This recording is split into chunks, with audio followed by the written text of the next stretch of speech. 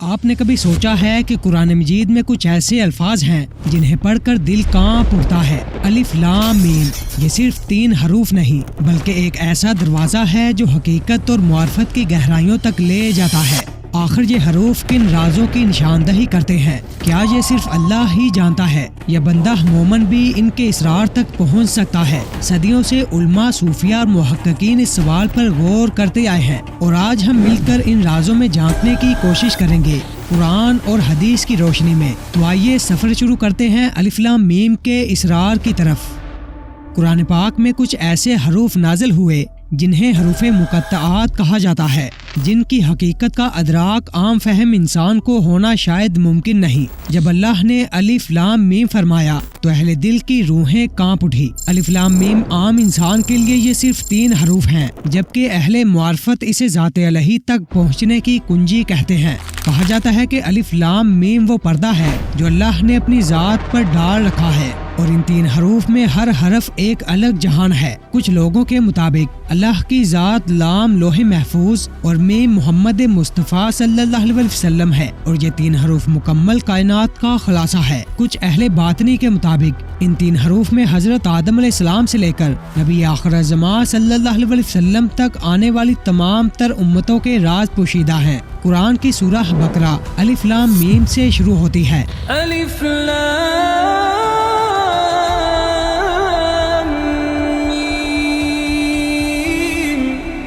الف لام میم ذالک الکتاب لا ریب فیہ ھدی للمتقین، یعنی یہ وہ کتاب ہے جس میں کوئی شک نہیں اور تقویداروں کے لیے ایک ہدایت ہے۔ اس آیت میں الف لام میم ایک روحانی کوڈ ہے، اور یہی آیت بتاتی ہے کہ یہ کوڈ کس پر آشکار ہوگا، یعنی کہ یہ راز صرف ھدی للمتقین پر ہی کھلے گا۔ اس لیے الف لام میم کو سمجھنے کے لیے سب سے پہلے متقین کو سمجھنا ضروری ہے، اور متقین کو سمجھنے کے لیے ہمیں 5 سینسری سسٹم کو سمجھنا ہوگا۔ سب سے پہلے سماعت یعنی سننے کی حس ہے۔ انسان 2 طرح سے سنتا ہے، ایک جسمانی سماعت اور ایک روحانی سماعت۔ خود کی اور دیگر لوگوں کی آواز سننا جسمانی سماعت ہے، اور اپنے وجدان اور روح کی آواز سننا روحانی سماعت ہے۔ یہ وہ سماعت ہے جو انسان کو مراقبہ، مکاشفہ اور محاسبہ نفس سے حاصل ہوتے ہیں۔ دوسرا حصہ ہے بصارت یعنی دیکھنا، یعنی اپنے قلبی نور سے دل کی آنکھوں سے چیزوں کو دیکھنا اصل بصارت ہے۔ تیسرا حصہ ہے چھونا یعنی محسوس کرنا۔ انسانی جسم میں جب کوئی درد یا تکلیف ہوتی ہے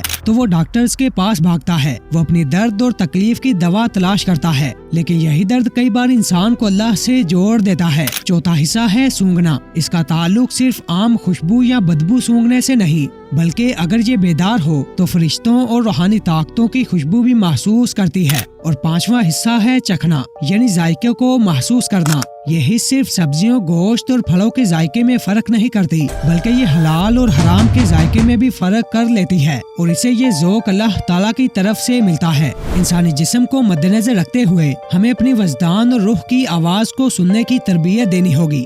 سماعت کا شعور حاصل کرنے کے لیے ہمیں تفکر، تدبر، مراقبے اور مکاشفے سے گزرنا ہوگا۔ اس کے بعد ہم اپنے ارد گرد موجود روحانی آوازوں کو سن پائیں گے، اور آپ کے دماغ میں شعور کی ایک الگ کھڑکی کھلے گی۔ ہمیں فیصلہ کرنا ہوگا کہ ہماری آنکھیں صرف اس دنیا کو دیکھنا چاہتی ہیں یا ان جہانوں میں موجود روحانی مخلوقات کو دیکھنا چاہتی ہیں جو اللہ نے اپنے اولیاء کے لیے پیدا فرمائے ہیں، کیونکہ اللہ کی قدرت کو دیکھنے کے لیے صرف جسمانی آنکھیں نہیں بلکہ روحانی آنکھیں درکار ہیں۔ ہمیں اپنے دکھوں، تکلیفوں، پریشانیوں کو اللہ کی طرف جانے والی سیڑھی بنانا ہوگا۔ آپ جتنا پریشانی میں اللہ کو پکاریں گے، شعور کے نئے دروازے کھلتے چلے جائیں گے۔ آپ کو فیصلہ کرنا ہوگا کہ آپ کیا اسمیل کرنا چاہتے ہیں یا کیا سونگنا چاہتے ہیں۔ جب سونگنے کی حس لطیف ہو جاتی ہے تو انسان ہمیشہ خوشبو کو تلاش کرتا ہے، بدبو اور گندگی سے دور رہتا ہے، اور یہی خوشبودار ماحول روحانی قوتوں کو اپنی طرف کھینچتا ہے۔ یہی وجہ ہے کہ جب سونگنے کی حس بیدار ہوتی ہے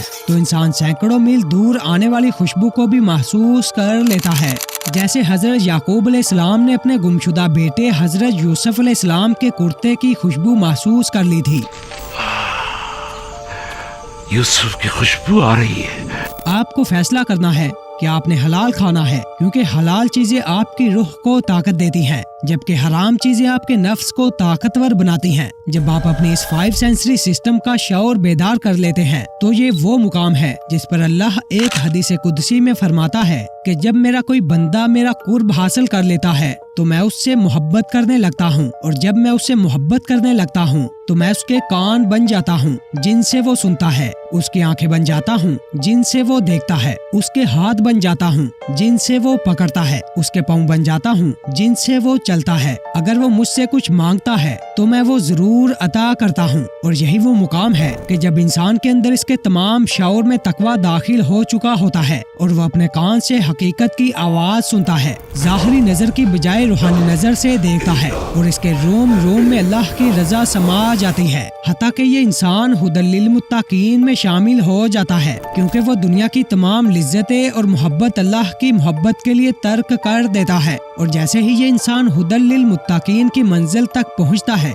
तो कुरान के ये राज इस पर खुलने शुरू हो जाते हैं और इसको अल्लाह की तरफ से हदायत मिलने लगती है, क्योंकि ये किताब जिसे कुरान पाक कहते हैं ये मुत्तकीन के लिए हदायत है। यही लोग इल्म के समंदर में गोतजन होते हैं और शरीयत, तरीकत, हकीकत, मुआरफत के रास्तों से गुजरते गुजरते दीदार इलाही तक पहुंच जाते हैं। और अलिफ अल्लाह मीम में छुपे राजों, जहानों और हजारों राज इन्हीं मुत्तकीन में खुलते हैं। इन लोगों को इल्मुल यकीन अता किया जाता है, जिसका जिक्र सूरह तुकासर में है। अल्लाह फरमाता है, काश तुम इल्मुल यकीन के साथ जानते। इल्मुल यकीन के बाद ऐनुल यकीन आता है, जिसका जिक्र भी सूरह तुकासर में है, फिर तुम जरूर उसको देखोगे यकीन की आग से। ऐनुल यकीन के बाद इंसान हक्कुल यकीन की मंजिल तक पहुंचता है, जिसका जिक्र सूरह अल-वाक़िया में है। यकीनन ये है सच्चा यकीन, यानी कि ऐसा यकीन जो वहमो गुमान से आजाद हो, जिसमें सच्चाई, रोशनी और रूहानियत शामिल हो। ये वो मुनाजर हैं जो वही लोग देखते हैं जो मुत्तकीन होते हैं, जो लैलतुल अलिफ, कदर और दीगर मुकद्दस रातों में नाजिल होने वाली अल्लाह की तजल्लियात को महसूस करते हैं, नूरे इलाही के पैगामात को सुनते हैं, इन रातों का जायका चखते हैं, इन रातों को महसूस करते हैं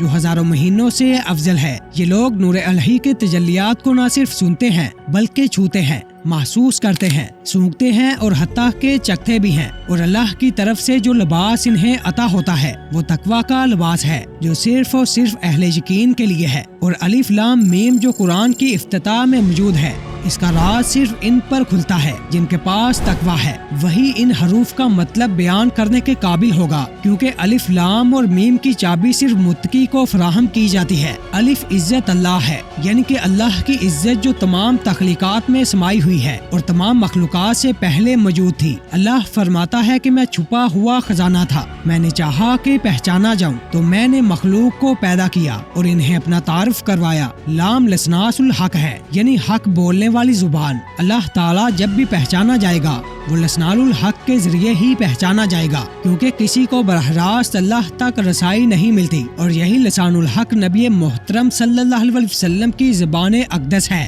कि जिस ज़ुबान मुक़द्दस से कुरान भी निकला और हदीस भी। अल्लाह फरमाता है कि रसूल करीम सल्लल्लाहु अलैहि वसल्लम तब तक गुफ्तगू नहीं फरमाते, यानी वो जो कुछ भी फरमाते हैं वो अल्लाह के हुक्म से फरमाते हैं, वही लिसानुल हक है। अगर वो अल्लाह का तारुफ ना करवाते तो आज मुआरफत अलही तक कोई भी नहीं पहुंच सकता था। इसलिए अलिफ लाम मीम और मीम में लाम बनता है कि अगर अल्लाह तक पहुंचना है तो लाम से गुजरना होगा। रसालत मुआब सल्लल्लाहु अलैहि वसल्लम फरमाते हैं कि मैं इल्म का शहर हूँ और हजरत अली इसका दरवाजा है। तो इल्मुल यकीन, आइनुल यकीन, हक्कुल यकीन तक पहुँचने के लिए इल्म के दरवाजे से गुजरते हुए इल्म के शहर तक पहुँचना होगा। इस अलिफ लाम मीम और मीम से वो अजीम अलूम खुलते हैं जिनका अहाता एक आम इंसान हरगिज़ नहीं कर सकता। अगर सिर्फ अलिफ लाम मीम को समझने के लिए आपको अहले तकवा की सोहबत अख्तियार करनी पड़ती है, अहले यकीन के साथ रहना पड़ता है, मुत्तकी और सच्चों को ढूंढना पड़ता है, तो सोचिए कि पूरे कुरान में छुपे जो राज हैं वो किन लोगों पर आश्कार होते होंगे। हजरत सुलेमान अलैहिस्सलाम के दरबार में मौजूद आसफ बिन बरखिया, जो आंख झपकने से पहले एक तख्त को सैकड़ों मील दूर से उठाकर दरबार सुलेमान में हाजिर कर देता है। अल्लाह इसके बारे में फरमाता है कि उसे किताब का बहुत थोड़ा इल्म दिया गया था, तो जिसके पास पूरी किताब हो गई, सोचिए वो क्या क्या कर सकता है। और पूरी किताब समेत कायनात के तमाम अलूम जिस शख्सियत पर आश्कार किए गए वो ज़ात अक़दस नबी मोहतरम हजरत मोहम्मद मुस्तफ़ा सल्लल्लाहु अलैहि वसल्लम की है। इनकी तवज्जो के बगैर किसी शख्स का अल्लाह तक पहुंचना नामुमकिन है, क्योंकि कुरान में अल्लाह ताला फरमाता है कि मेरी तरफ से वसीला तलाश करो, मेरी रस्सी को मजबूती से थामे रखो, और वो वसीला और रस्सी ज़ात मोहम्मद सल्लल्लाहु अलैहि वसल्लम है। तो अगर आपके दिल में अल्लाह ताला, अल्लाह के नबी हजरत मोहम्मद मुस्तफ़ा सल्लल्लाहु अलैहि वसल्लम और इनकी अहले बैत की वाकई सच्ची मोहब्बत होगी तो यकीन रखें कि आप इनके मनाज़िल को तय कर लेंगे। दोस्तों, आपने देखा कि अलिफ लाम मीम जैसे चंद हरूफ के अंदर कितने बड़े बड़े राज छुपे हुए हैं, लेकिन सवाल ये है कि क्या ये राज हर एक पर खुलते हैं या फिर सिर्फ वही लोग इन हकीकतों को समझ पाते हैं जो वाकई अहले तकवा होते हैं। आपका क्या ख्याल है? क्या अलिफ लाम मीम सिर्फ एक कोड है या इसके पीछे पूरी कायनात के राज छुपे हुए हैं? क्या इंसान अपनी रूहानी आँख, कान और दिल को बेदार करके इन राजों तक पहुंच सकता है? अपनी राय कमेंट में जरूर लिखें, क्योंकि आपके ख्यालात ही हमारी अगली वीडियोस का हिस्सा बनते हैं। अगर ये वीडियो आपको मालूमाती और सोचने पर मजबूर करने वाली लगी हो तो इसे अपने दोस्तों के साथ शेयर करें, ताकि ज्यादा लोग कुरान के इस नूर से फायदा उठा सकें। अगर आप चाहते हैं कि ऐसी ही मजीद वीडियोस आप तक पहुंचती रहें तो चैनल को सब्सक्राइब करें और बेल आइकन को भी दबा दें। अगली वीडियो में इंशाअल्लाह हम कुरान के एक और बड़े राज को खोलने की कोशिश करेंगे। तब तक के लिए अल्लाह हाफिज और कुरान के नूर में जिंदगी गुजारने की कोशिश करें।